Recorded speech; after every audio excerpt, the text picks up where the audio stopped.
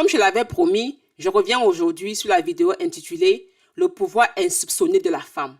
Je vous invite d'ailleurs massivement à aller la regarder sur cette chaîne, car ce que je vais dire ici prend tout son sens à la lumière de ce message.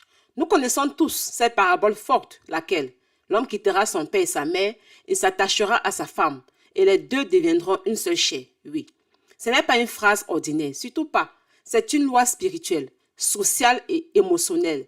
La femme n'est pas une figurante dans le mariage. Elle est une aide, oui, mais une aide puissante, stratégique, fondatrice. Chère femme, comprends ceci. Ta mission est celle d'une gardienne du foyer. C'est toi qui bâtis. Oui, tu m'as bien suivi. Tu bâtis. Je sais que certaines femmes se révoltent toujours quand elles entendent cela. D'autant plus qu'il y a des discours selon quoi, pourquoi c'est toujours à la femme de bâtir et l'homme fait quoi? Ma sœur, tu bâtis. C'est ça qui est la vérité.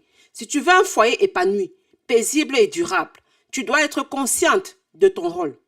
Tout commence dès le départ. Choisis bien, oui. Effectue le bon choix du partenaire. N'accepte pas d'entrer dans un foyer qui ne respecte pas tes valeurs, ta vision, tes aspirations profondes. Le mariage n'est pas une loterie. C'est un engagement réfléchi. Et une fois marié, concentre-toi sur ton foyer, pas sur celui des autres, sur ton foyer. Veille sur ta maison jour et nuit. Ton foyer est ton trésor. Gère-le avec sagesse, intelligence et amour. Rappelle-toi d'une chose essentielle. La sagesse gagne là où le bruit échoue. Donc fais les choses avec douceur. Je ne te demande pas de te taire, surtout pas, non. C'est pas ce que je suis en train de dire. Je te demande d'être lucide, prévenante et stratège. Anticipe ma soeur, observe et analyse. Sois celle qui voit venir avant que la tempête n'arrive. Il faut être concentré. Dans un royaume, je vais t'expliquer le mariage en quelques mots.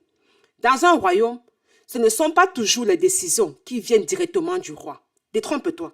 Elles naissent souvent auprès des notables, des conseillers, de ceux qui sont proches du roi. Le roi, lui, il approuve et ensuite il signe. Toi, femme, tu es celle qui est la plus proche du roi, ton mari.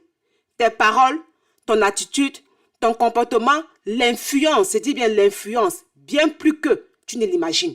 Accepte donc un mot qui dérange beaucoup aujourd'hui. La soumission, un mot simple mais mal compris.